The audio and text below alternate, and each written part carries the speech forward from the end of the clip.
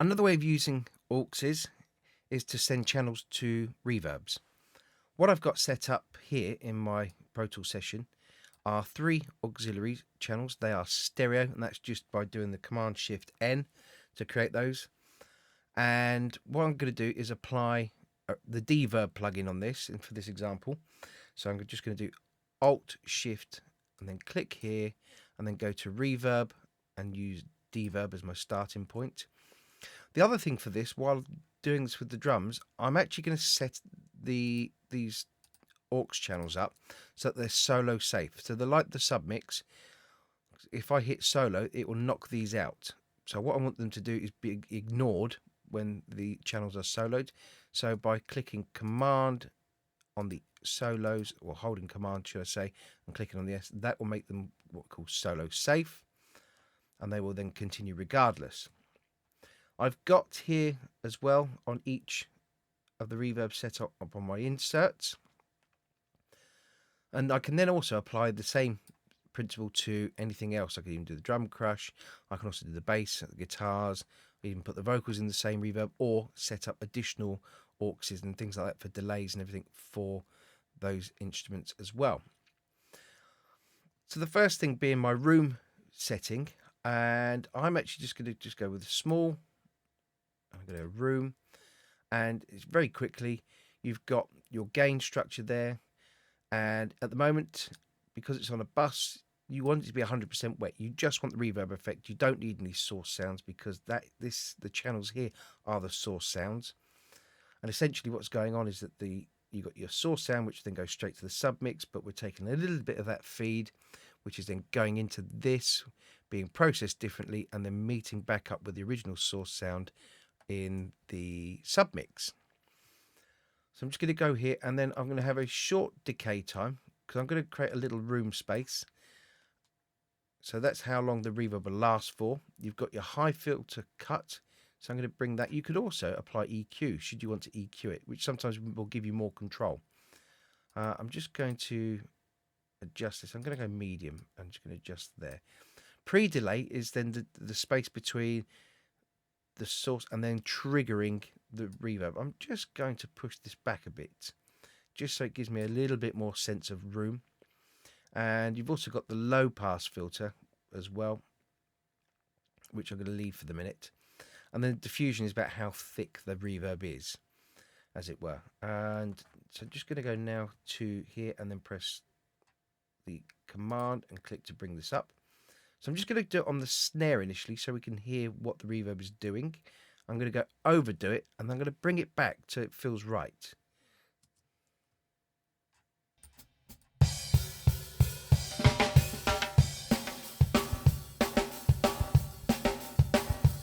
So you can hear the delay. If I take the pre-delay off,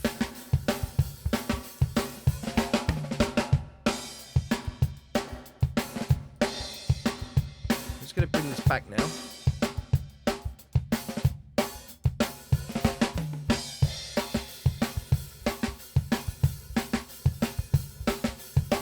So all I want to do, I don't want this reverb to be too obvious. I just want it to give it a room, a feel of that it's in a room and a space that's bigger than where the drums were. The drums were recorded in a very dry environment.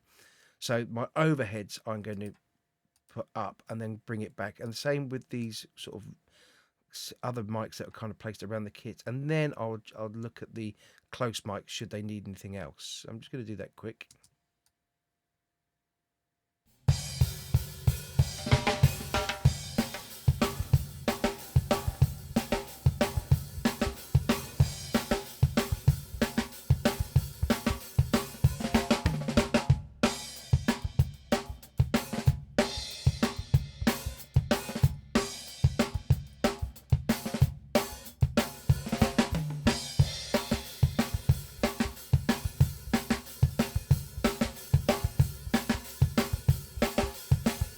So what I've just done is I'm muting it. I'm going to turn the reverb on and off.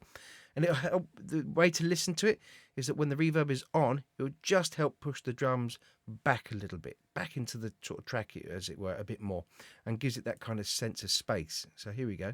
So without.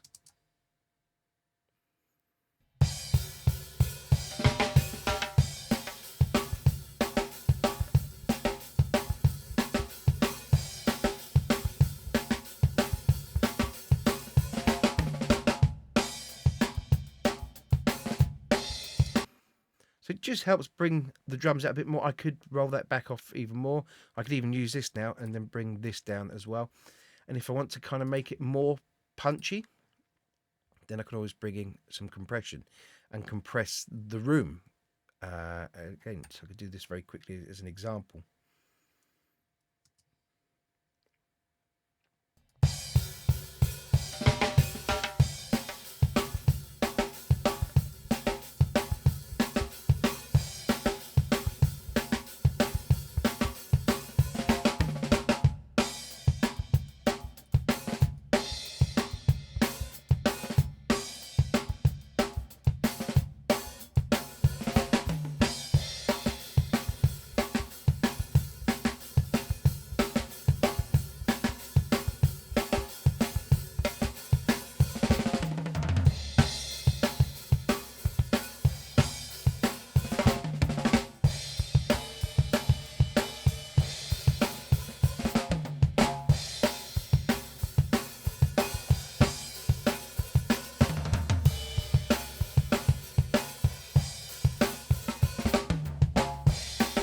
So just adding a bit of compression there just helps bring that room out a bit more. If I just very quickly bypass between them on and off, and then I'll bypass the whole reverb.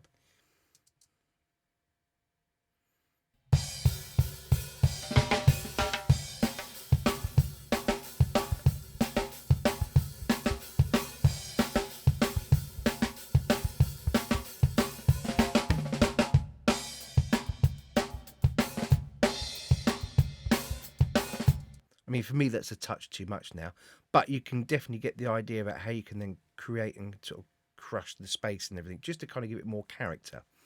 So that's using a room. The next one I'm going to bring in is a plate. So I'm going to just roll this back in terms of the timing as well of the plate. Now, a plate, if you don't know, is a mechanical, sort of is an artificial reverb. It's a giant plate, essentially of metal, sheet of metal. And I'll put a diagram so you can see it. There it is.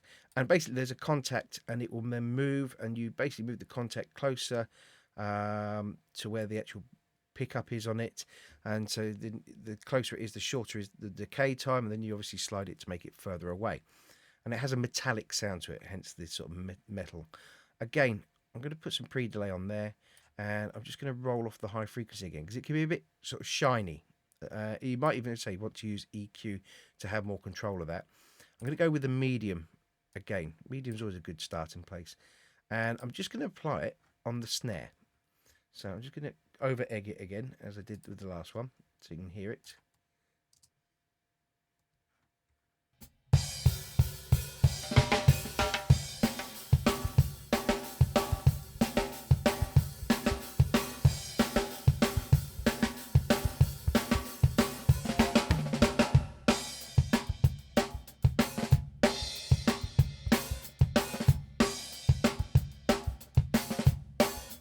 What's nice about a plate, especially with the snare, it just helps give it the snare more tail, because this is quite a short sounding snare in terms of it hasn't got a lot of decay on it itself.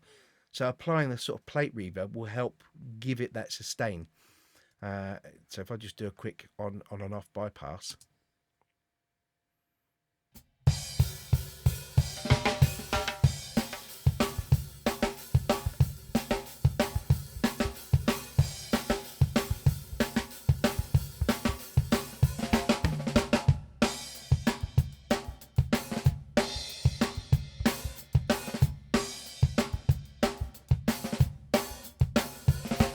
Just pushing the pre-delay a bit further, it just makes it more prominent again. So it's a really nice contrast to what we've got with the room one. And so just play both of them.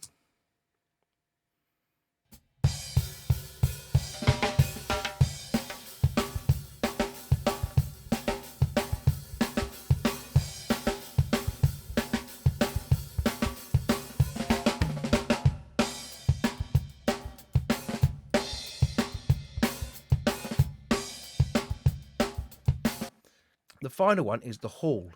Now the hall one will help give it a sense of shape and size. And with this one, I'm actually going to bring the EQ up. So because I'm going to do some cutting. I just want to give it, a sense of height. I don't want low end in it because it will make it bloom and make it very heavy sounding. So I'm going to bring in the high pass filter. I'm just going to wind that up here as a starting point. I'm just going to roll a little bit of the top end off as well. I don't want to be too shiny, a bit sizzly. I'm going to bring them up. So here we go.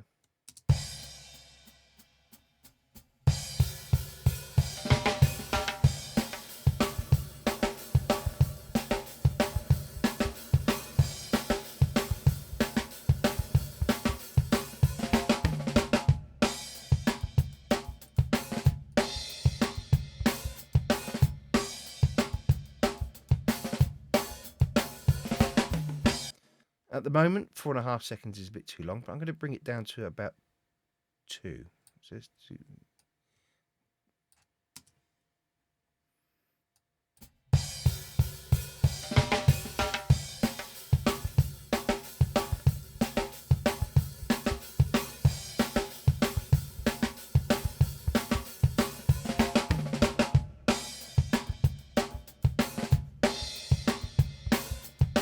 The pre-delay is not quite there. It's a bit out of time with everything that's going on.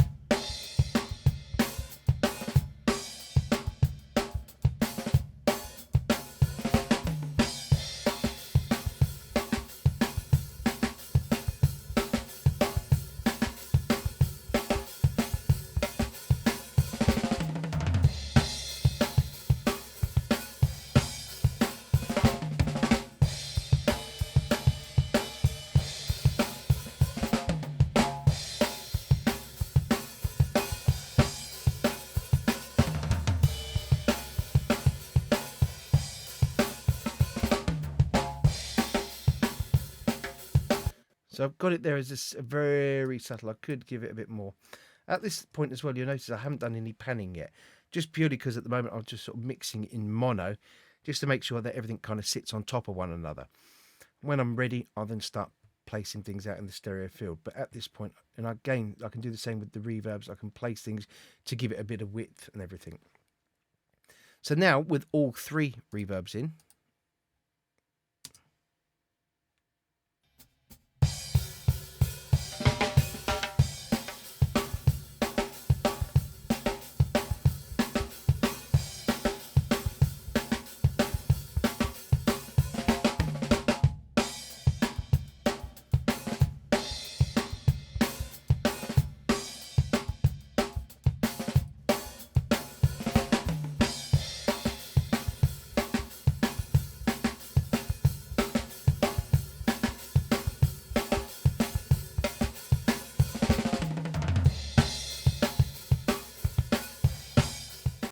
so there we go. That's how you can then use the reverbs and using just different kind of lengths of time to alter and create your own spaces and environments.